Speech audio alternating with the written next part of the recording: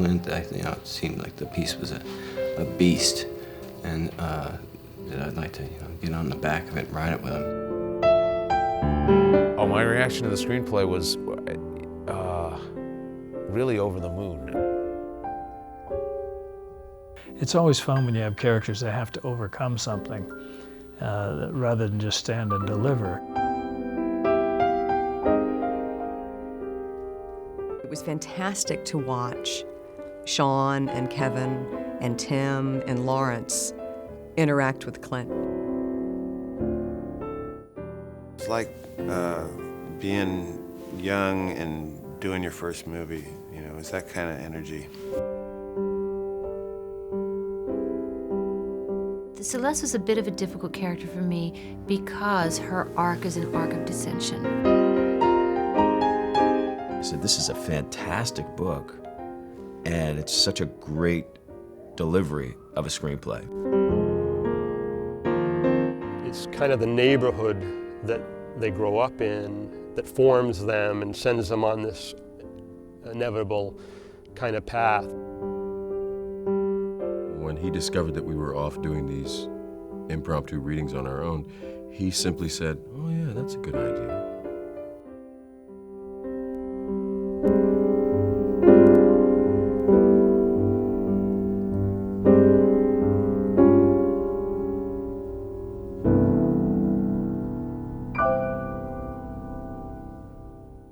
When it kind of came to the point where the book was out and offers began to pour in, I didn't want to sell it. I just decided this is not for sale. I really don't want anybody to mess with this book. And my agent finally called me. She knew I had a standing order. I didn't want to hear from anybody who was interested in the book. And then she said, she called me, I think I was in Chicago, and she said, there's somebody I think you should talk to. And I said, I told you I'm not. And she said, it's Clint Eastwood. And I said, oh, I'll take that call. I called him up and asked him what he thought about it. So he sounded enthusiastic that somebody was interested in doing his. I don't think he'd had a book made into a movie before.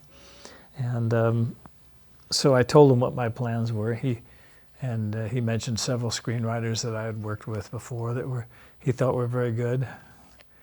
And I mentioned Brian, and I said, adapting a book's a kind of interesting thing. I mean, either if the book's not that good, but it's a good idea for a movie, it's actually kind of very freeing for a screenwriter because they can take liberties and do different things. But if a book is really well done and well thought out, it's much trickier because it's harder to cut things out, and it's more difficult to figure out how to contain it into a script. I can't describe how ideas do this, but it's just all of a sudden the idea came in and was kind of like, make a hole, make it wide, I'm coming in. And all the characters just start walking out onto the stage, and they start kind of scuffing the floorboards and looking around and then looking over at me with a kind of, so now what do you want us to do look? And that's when I began to sort of build the whole cast of the book. When I finally figured out the final linchpin or the final foundation stone for the story was that when I was a kid and I was fighting with a friend of mine, the police picked us up and drove us home. I remember my mother just being stunned when she found out that we didn't see a badge. And I just remember the look on her face, and I've never forgotten that look, and it always stuck with me, sort of a there but for the grace of God go I.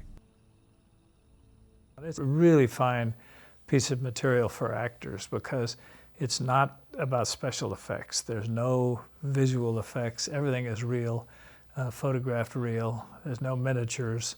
There's no computer generated. It's all real, and the actors are they all have scenes that are of importance to the story, and they all have to interact with one another. And it's just good old-fashioned ensemble acting, very rarely seen these days in motion pictures because everything is so chipped away in small little increments. But here I think is a good example of old-fashioned acting. Well, the story deals with a kind of unimaginable pain. So one of the things that I draw on with these things is the writing and the other actors, and so there was a lot of time that we spent just reading through the script and trying to find the things that we could do that would serve the characters in the piece. It's very difficult to answer this kind of question without it being a sort of vomiting of the actor instead of the role, you know, because that's the dynamic that happens in film is that those things are the personal things that an actor brings to something are defeat the purpose of them being brought as soon as you start exposing them to the audience of the picture. We'd sit down and read through it, you know, and not really decide anything or, you know, not really talk about it much, just really map it out for ourselves to understand how things develop. And that was really helpful. But it was, I think we're all pretty similar in the way we work. You know, you have to hold back that stuff until you do it on the day, and you don't want to spend it too early. And I think we all knew there were surprises coming. We all, you know, I know the nature of a lot of these actors, and I've worked with Sean before in Dead Man Walking, and, you know, it's always, he's always so great and professional, and but he always gives you such a profound truth and emotion. So I was really looking forward to doing that scene with him to see what would happen. Look at me, Jimmy! I'm looking at you, Dave. I'm looking at you. Why'd you do it? Me and my son, me and Celeste, there's so many things we gotta make right. You can make them right now, start now, and look what you did. No more lies, no more secrets. I want to go home to Celeste. I want to feel Celeste. But after you do your time, I didn't mind you do yours. I like to do my homework. I like to walk on a set and, you know, be ready to step up to the plate. It's the set to me is not the place necessarily where I'm going to find it or make all these great discoveries about who my character is, because by that time sometimes it's too late. That's not to say that things don't happen, that you go, oh, aha, well, that was a cool idea, you know, let's use that. You have to leave yourself open to that.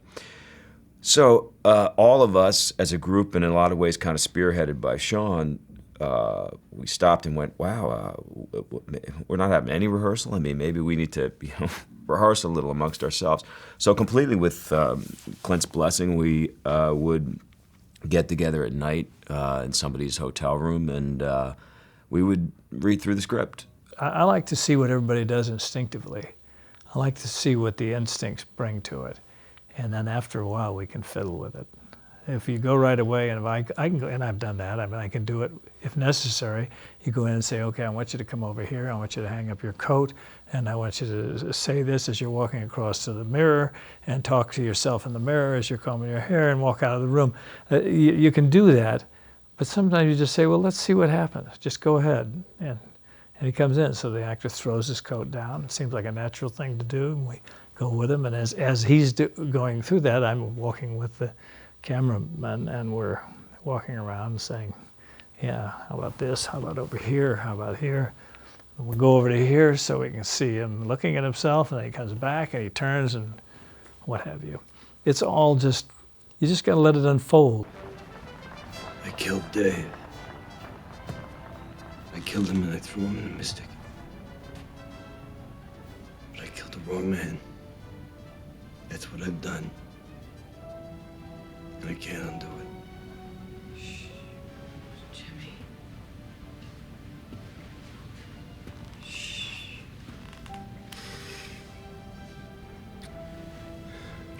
I want to feel your heart. They have a very big dramatic scene near the end, and that scene wasn't in the original script, and I was like, that's the book to me. That's the whole book. That's where I was driving the whole way. Last night, when I put the girls to bed, I told them. I always saw the book as an examination, a somewhat satirical examination of modern marriage. And there are 3 models of marriage in the book. The most successful marriage, the strongest marriage, is very disturbing. The marriage that you must look at by the end and say, that's the marriage that's going to work. Those are the people who are going to raise the best kids. That's the most secure relationship in the book. It's also a very disturbed relationship and potentially evil. Would do whatever he had to for those he loved. And That is never wrong. That can never be wrong, no matter what that is. I think they kind of breathe the same air in many ways. And she can lead him when he's feeling a little, not weak, because I don't think he's ever weak, but a little off kilter, and he can certainly lead her when she's, you know, having the same situation. But there's a real sense of family, and that they are, you know, they are blood to each other. And raising these two girls and creating their own sort of pack. The most beautiful and loving marriage in the book is the one that is the least successful, because they don't communicate. They ultimately don't trust each other enough. And when they realize that they should have, it's just unfortunately too late, because that's where drama lives. You don't make the realization until it's too late to do anything about it. When Tim Robbins' character comes home covered in blood and Celeste realizes that he's been in a fight, and he says, I might have killed someone in this parking lot, and he seems so desperate and so needy and so hungry for her attention, her love, her mothering, that it ignites what had been missing in their marriage for a while. Yeah.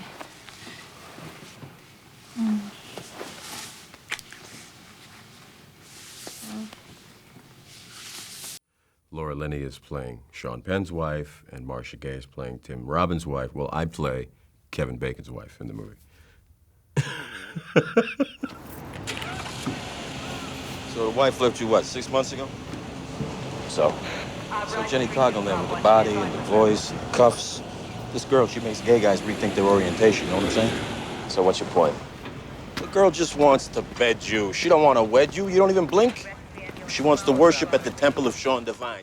I was just so thrilled to be working with actors of my own generation in a piece that's straight drama, that's character-driven, that is a story that comes out of a community that's a real place in the world. Dennis Lehane's books all, I think, take place in this part of New England, in Boston, where he grew up.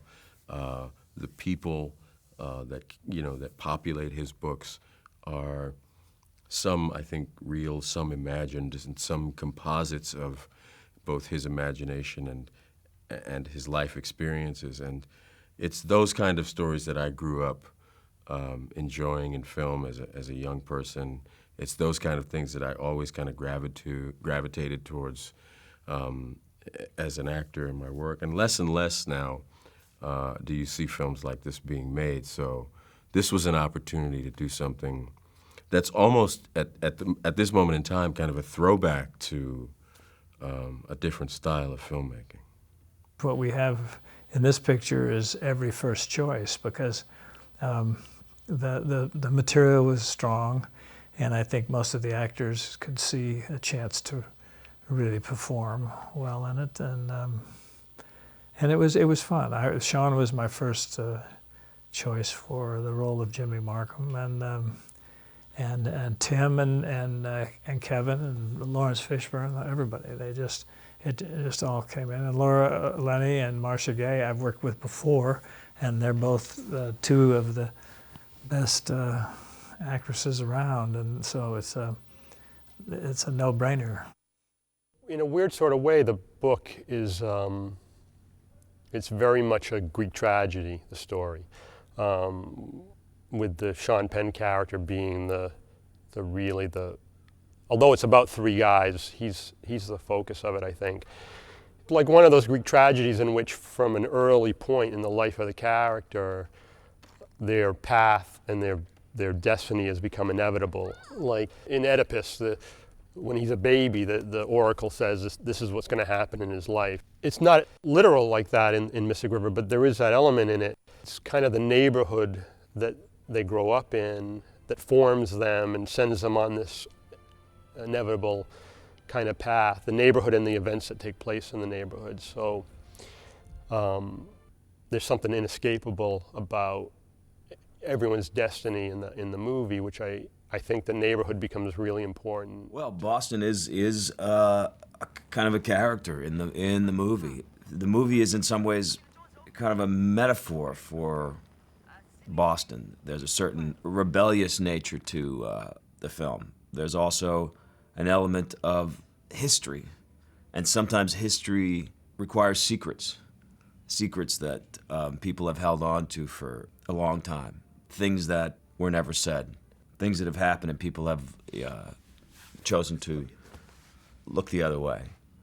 These were elements of the film and elements of Boston. It's an area where people stay very close to where their roots were. I mean, geographically, they stay there. There are people that, there's a lot of these people in the culture that we're dramatizing here that are working together, are still, closest friends with the people that they were when they were in grade school. So I know all these people in this book from my childhood. I know I was this kid hanging out, playing hockey on the street and playing stickball and getting into fights and finding out how to survive in that kind of world where if you walked down the street and you were alone, you were in the wrong area, you might have to run to get out of there, and how to fight and how to survive different hostility that existed around you. And God forbid you're like this character, Dave, who suffers some horrible experience that defines him for the rest of his life, the rest of his childhood, and consequently the rest of his life, as someone that's different. God forbid you're different in an area like that, because then it becomes even more difficult and more of a struggle. Tim Robbins' character, Dave, so much of what goes on for him in the book is going on in his head, and he can't tell the truth to anybody. And in a weird sort of way, I can only sort of lay the groundwork, and at a certain point, the actor, I think, has to pick it up and play all that in his face and how he does things, which I think Tim does really well in the film. Knife. He says, your wallet and your life, bitch. I'm leaving with one of them. That's what he said? Yeah, so I try to brush past him. That's when he slices me. I thought you said that you swung on him first. Jesus, Celeste, can I tell the fucking story? I'm sorry, babe. I went fucking nuts on him, baby. He, for the first time in years, tells her about the abduction when he was a child.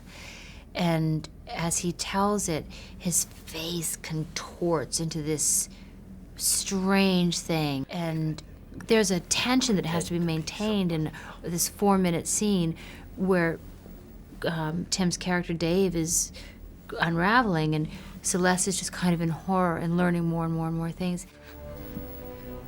When you were a little boy, Dave. Dave's dead. I don't know who came out of that cellar, but it sure as shit wasn't Dave. Most of the time in movies like this, the wives are very either ornamental or superfluous, really. They just are sort of around to just that there's a woman in the movie. But these two women are very complicated and extremely influential. And their relationship with their husbands is critical to the outcome of the entire story. The relationship with her was the relationship between most men and women, which is, don't hurt me too bad and help me along the way. She knows shows at work. What if she knows shows at church? She'll be there. Yeah, she's gonna screw up this day, too. Oh, what other day she screwed up lately? You got 2 other daughters. Don't forget it. I'll be at the church before anybody else. Don't worry about that. Sean is...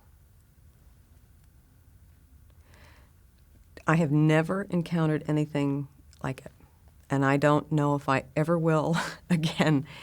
I have never seen anyone as prepared as he is. And I don't mean just being a good schoolboy and knowing his lines and all of that, which he does, of course. He is prepared on a cellular level, and it's distractingly good. My daughter was murdered. They put a gun to her. As we stand here, she's on an autopsy slab getting cut open by scalpels and chest spreaders, and you're talking to me about domestic fucking responsibility. Good to see you, Theo. It was like being young and doing your first movie. You know, it's that kind of energy.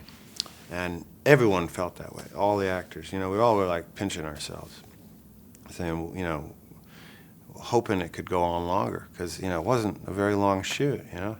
It's about 7 weeks, and we were all like, come on, can't we just draw it out longer? We want to work on this forever, you know. We want this to be the way we make a living. We want this to be our life, you know. It's that good. The ensemble, you know, all of us being able to spend time together on set, off set, you know, and that's just fun when you have a group of like-minded people who are artistically well, inclined. I'll remember one thing about Mystic River, probably one of the finest casts, certainly as good a cast as I've worked with, and as an ensemble. Every person is just really just top flight, and I've been lucky that way before. I think in Unforgiven, and some other few other films I can think of where every person really pulled their weight 100% and more. When we were going to shoot the parade scene, I went to Clint, and it's a very simple thing. Sean looks at me, I look at Sean, I take out my finger and I go like this. And I said, so Clint, you know, is the audience supposed to think that I'm gonna get him? Or is the audience supposed to think that it's all just water under the Mystic River Bridge and this is what happens, that we just never speak of it again? And he said, well, I guess the audience will have to decide that.